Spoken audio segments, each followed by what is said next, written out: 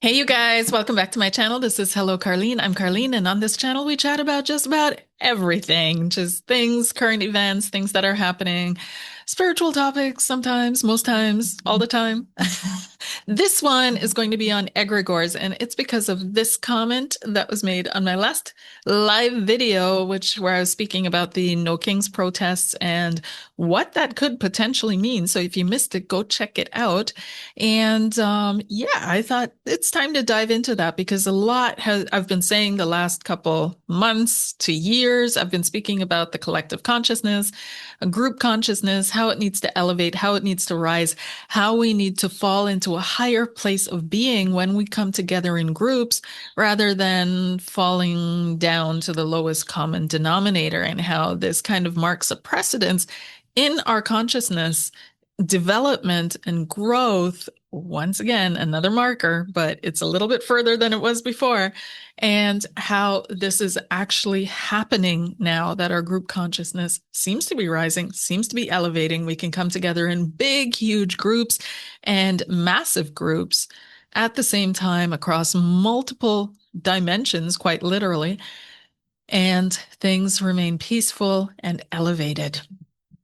And so I thought, okay, let's dive into egregores because this comment was brought up about egregores and how collective consciousness can form energetic beings that then take on their own consciousness, their own life, and influence subtly or less subtly the minds that created it. And yeah, so what are egregores if you've never heard of it? So an egregore is a kind of a group mind or collective energy entity that arises when a group of people share focused thoughts, emotions, rituals, and intentions.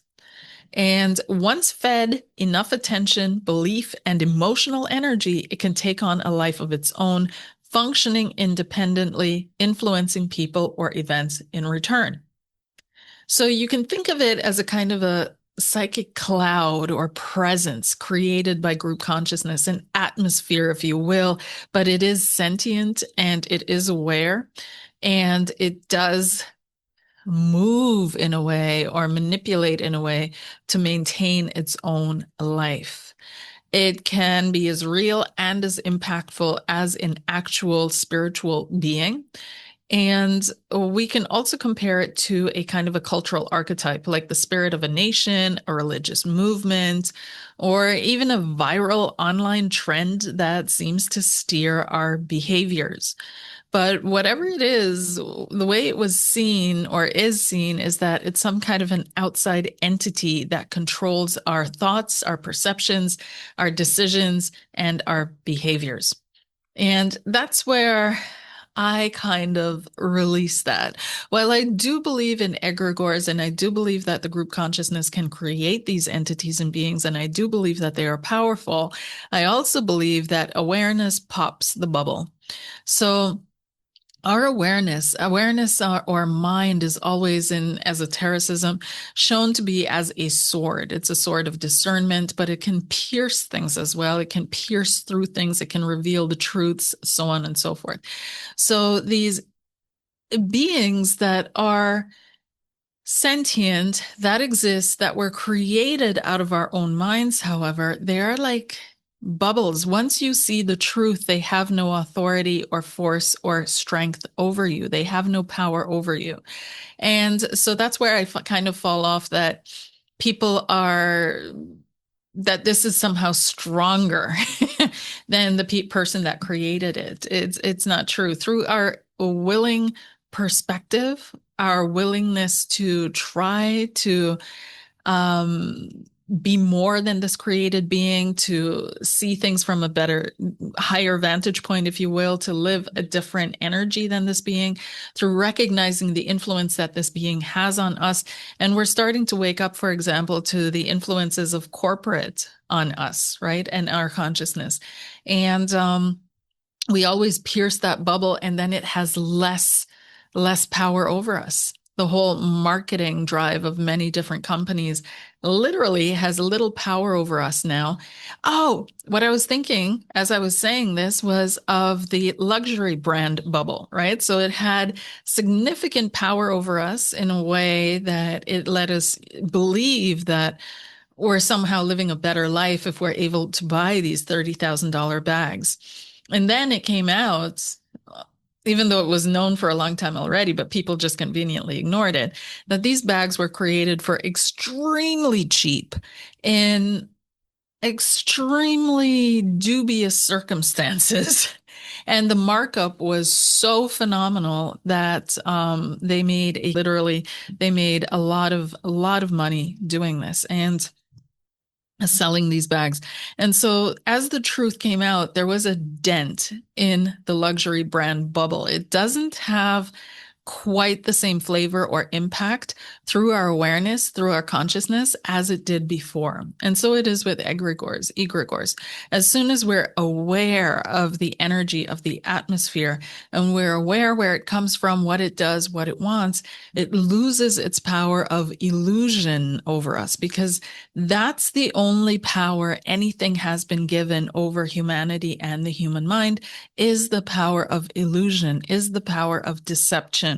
And that is a powerful power. It is absolutely powerful to have over us. However, that's as far as it goes. Everything else after the point of deception is us making a choice. So there's also something called a thought form. And the thought form is a more personal or individual construct. It's a mental, emotional creation, an image, idea, or feeling you invest with enough intensity and repetition that it becomes a subtle, energetic entity. So it's created through focused thought and visualization, emotion, and sometimes rituals.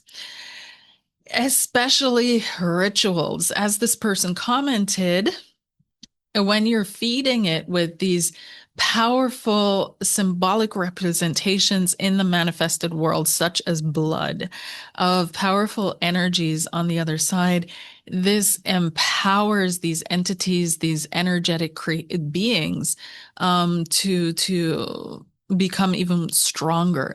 And the bonds between you and this being also become stronger. And it can draw more energy from you. And while it might be giving you a lot, the price that you pay is pretty high, because it's drawing its nourishment, it's drawing its energy from your life force field, which it is now bonded to. And so we see this like in stories of Dorian Gray. We see this in many stories of the magicians that actually lose their lives to their creations. So it's created, like I said, through focused thought, visualization, and so on and so forth. It may be intentionally formed, as in Tibetan tulpas, but also with the Jewish golems. That's also another thought form being that was created for protection in the old days. Or it's unconsciously formed, such as obsessive worry, forming an energetic imprint. Now, there are two things here with obsessive worry and sadness and so on and so forth, is that not only does it form this energetic imprint, but these also become neuronal pathways in your brain. It's like a highway that your thoughts and your thinking keeps traveling down because it's so normal. And so to release the imprint and to release the neuronal patterns in your brain, you really have to make a conscious, again, perception of what you're doing and why, and it won't have as much power over you. And then consciously intend to do something different, and the energy will be removed from that energy field. So it can be benign, it can be helpful in air quotes, or it can be parasitic. Most of them are, by the nature of their being and their existence. So it depends on your intention and awareness, though, how you deal with them. So the thought form is more an individual or a small group that creates that. The egregore is the collective group or society creating these religious entities, political entities, you name it, corporate entities. This would all fall under egregores. So where did these ideas even originate? Like, who came up with it? So the concepts have ancient origins in multiple mystical traditions, and The terminology, though, came later. So Plato spoke of forms, archetypes that exist in a realm of ideals, abstract but shaping material reality. Then there's the Kabbalistic angelology and demonology, entities created or invoked by intention or worship. Then there's Tibetan Buddhism, tulpas, thought created entities done for meditation or practice. And there's the Jewish golems. But then in the modern esoteric thinking process, it probably goes back to Eliphas Levi, and he referred to entities created by magical and imaginative focus. And Eliphas Levi influenced the later Western occult revival. Then there was Madame Blavatsky. Most people have heard of her, and she described thought forms as subtle entities shaped by mental energy. Then there's Annie Besant and Leadbeater. These were theosophists in the early 1900s, and they together wrote a book called Thought Forms in 1901 with illustrations of how thoughts look in the subtle realm. And their work was deeply influential into the modern New Age and esoteric psychology. And then there was Valentin Tomberg and the Rosicrucians, and they developed esoteric Christian views of egregores, for example, nations, churches, and ideologies as spiritually active entities. And then there was Mark Stavish, who's a modern hermeticist, and he popularized egregores in recent occult literature in his book, Egregores, the Occult Entities That Watch Over Human Destiny, and where he explores their creation and power in modern systems, for example, corporations, religions, and movements. So the cautions, what people need to watch out with egregores is that they can turn on their creators, especially fueled by fear, control, or manipulation.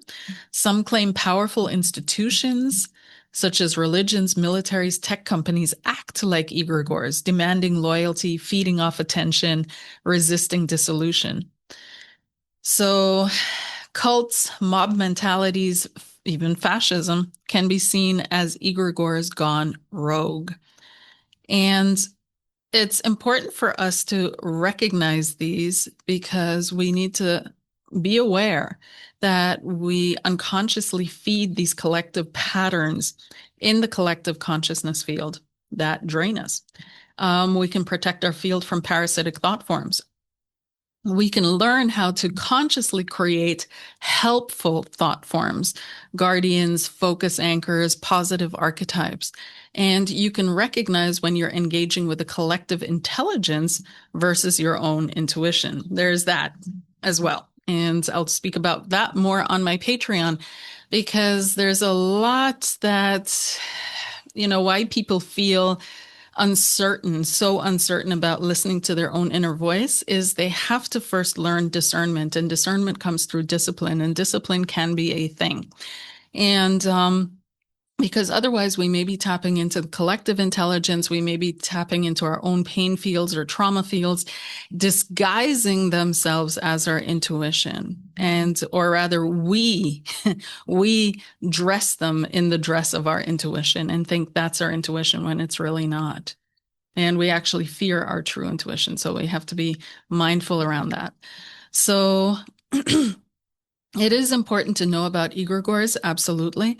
But like I said, for me personally, I still don't, after all these years of being in this, I don't subscribe to the view that we're helpless, helplessly, that we're helpless in the face of these things or these beings. We understand slowly, we're understanding that we're swimming through a field of consciousness, that everything, the fabric of space-time is conscious. It is consciousness itself.